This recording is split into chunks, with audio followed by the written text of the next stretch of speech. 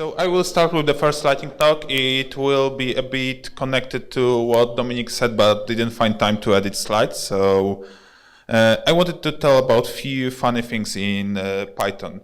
Who of you uses mock-patch for testing? Quite a lot. So it's a great library for patching the method that we have in our code. Let's take a look at this example. Oh, it has a typo. Sorry. Nevertheless, this example. Pylight mock. This was a talk that I made on Pylight. Didn't manage to edit the slides. Assert called once. The hello method. This one calls the pylight.standard response. All looks fine. Green. It has been called just once. But we are developers. We make mistakes. I made a mistake. I wrote assert code 1.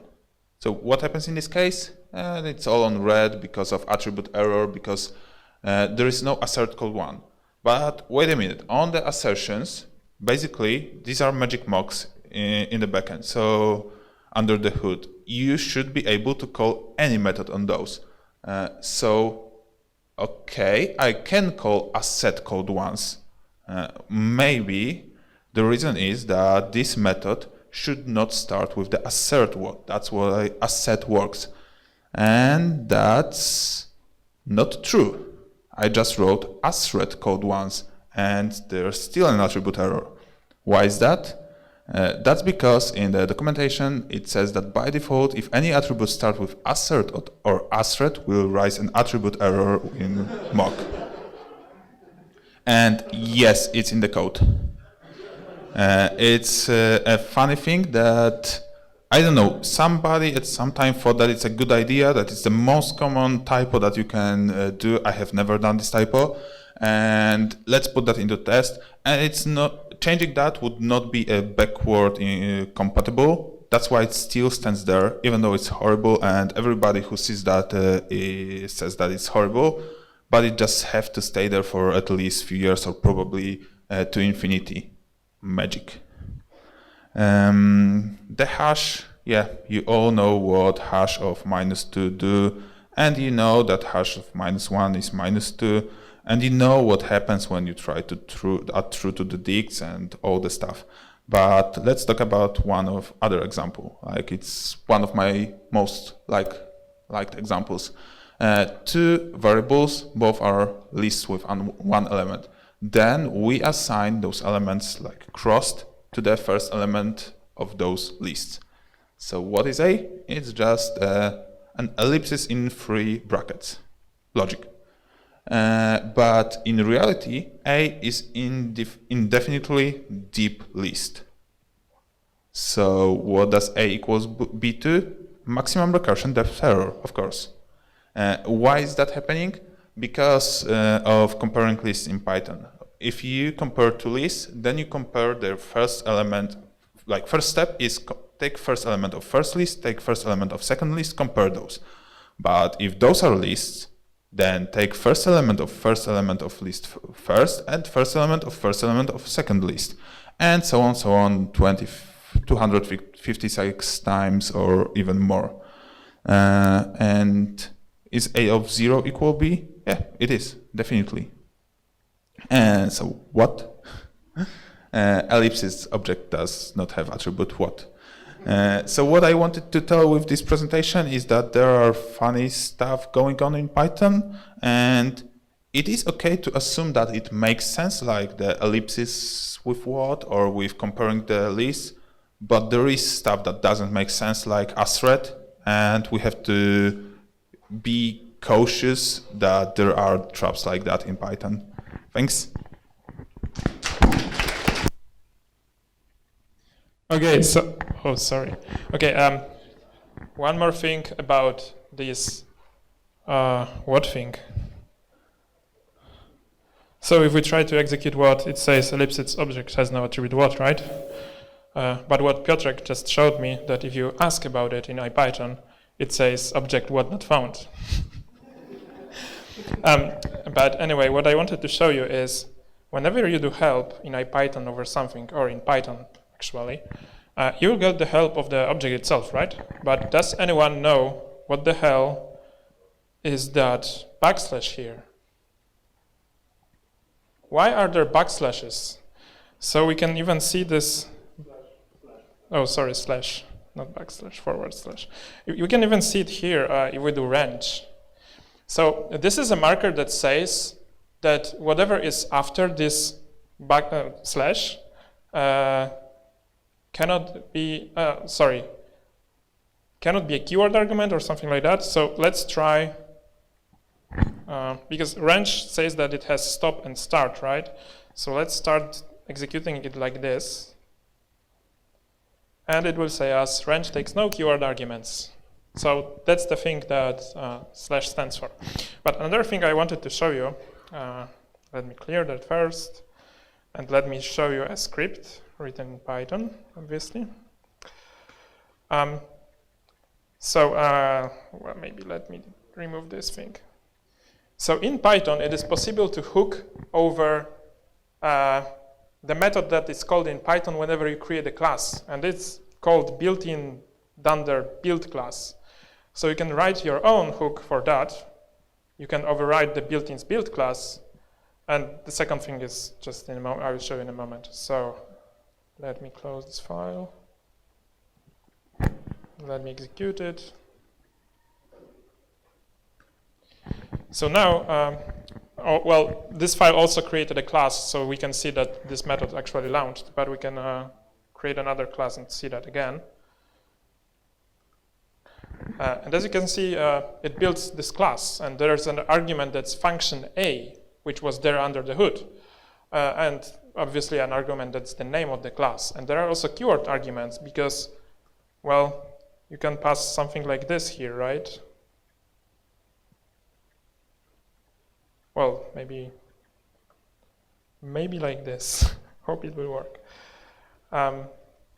So as you can see, we can also have keyword arguments, and you can do stuff with those keyword arguments. And to do that, you actually need the second thing that was there in the file, which was the init subclass here. So you can have a base class that will have this init subclass method that will be called with all these arguments and keyword arguments. So now, if I will create a class that will inherit from this base,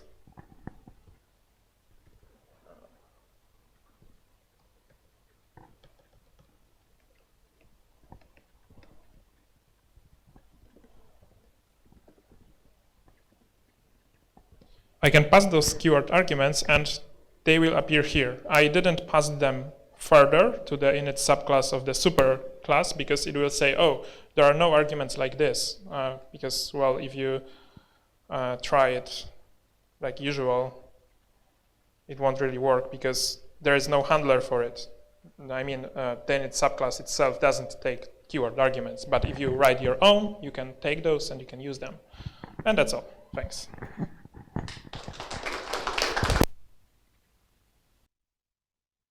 Hello, everyone. So I will talk about. I want to show you something I have been working on.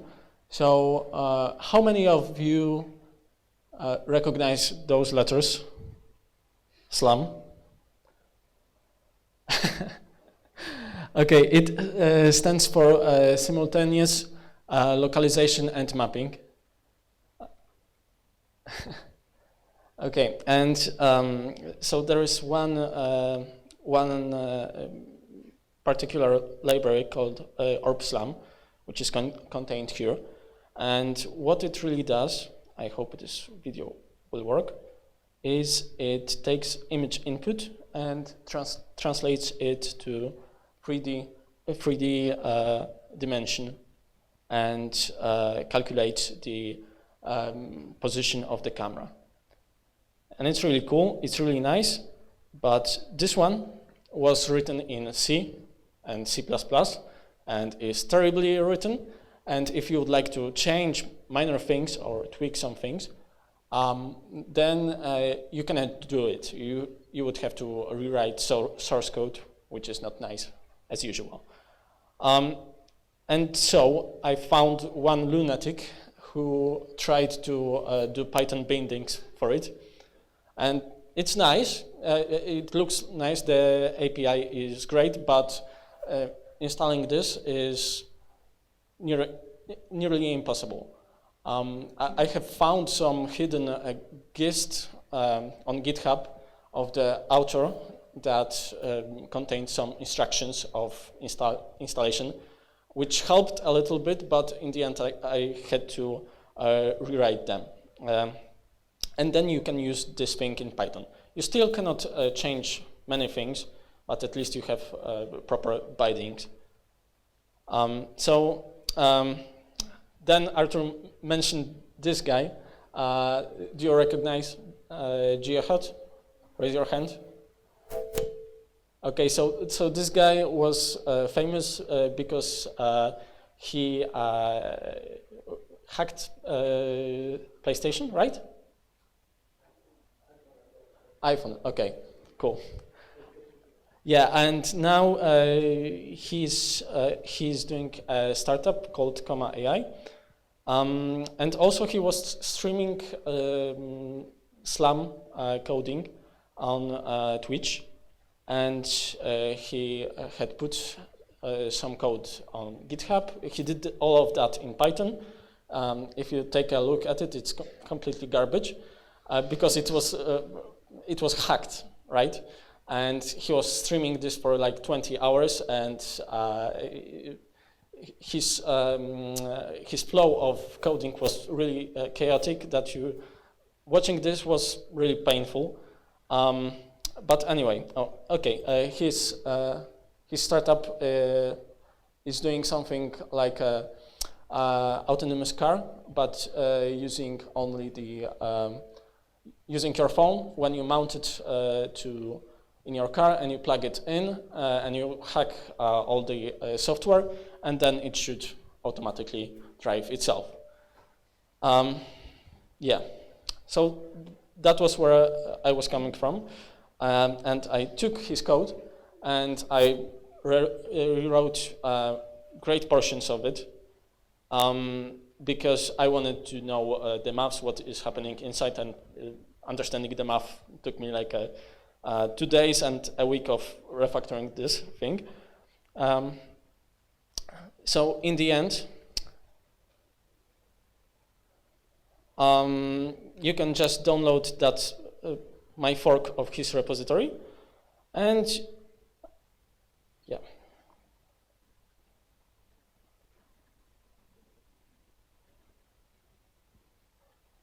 You can just input any video or a folder of images, and it should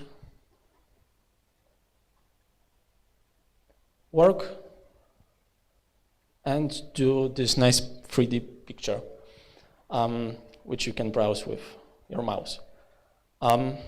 Also,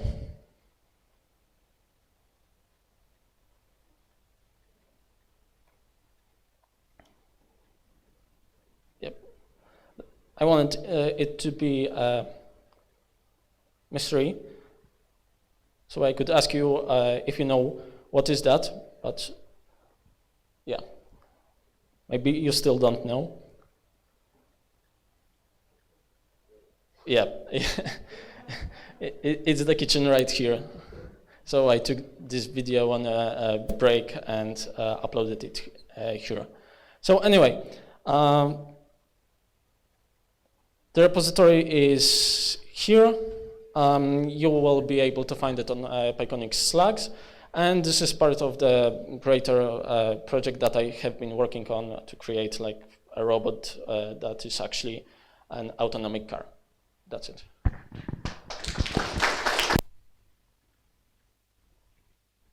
Yeah, it might take longer than 5% of my battery. So this talk would be inspired by what Wiktor has showed us.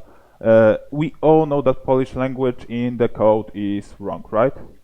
But why should Polish be worse than English people? So what I wanted to show you is a universal thing that we can do. Let's just use Unicode, right? So let's just create table users. Of course, it's users because we know it's a user. what does a table need to have? Of course, a key, primary key, and let's say that each user has its favorite book. Varchar 64, and let's close the bracket.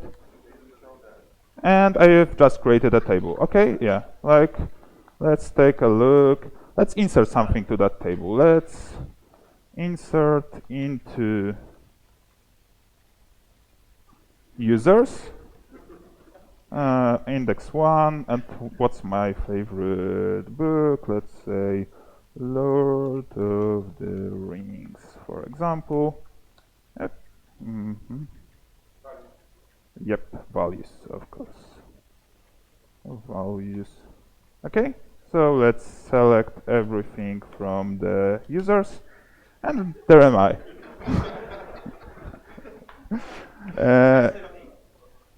Yep, \d. It's here. It's a public database. I have tried, but Django doesn't let us do models with emojis, unfortunately, and I think that there should be. Probably, but at least Python interpreted emojis in the wrong way. But I can try to prepare a full version of that next time. Yeah, so let's use emojis if we don't know which language to pick. Okay, that's it for the lightning talk. Thanks. 2 years after this presentation, we'll inherit some code with emojis. Yeah. All right. So you asked about why inspectdb generates classes without Polish names. So it's because table to model. And yeah, so I was right. I guess that is regex, and yeah, that's why. Okay, so that's one lightning talk, and another one is about this. We have some data in CSV format, and we would like to transform it to class, to a Python class, as quickly and as easy as possible. So normally, probably in Python 2.7, I would use NumPy or something like that. But we have Python 3.7 now, and we have data classes. And we can use this decorator, create a simple object, location, just tell what's inside with types, which is fine, nice. And we can just then read the file and create objects exactly like that with types. So that's fun, and even more fun is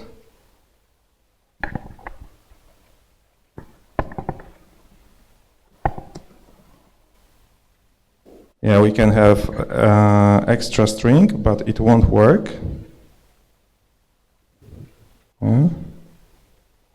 But we can have default.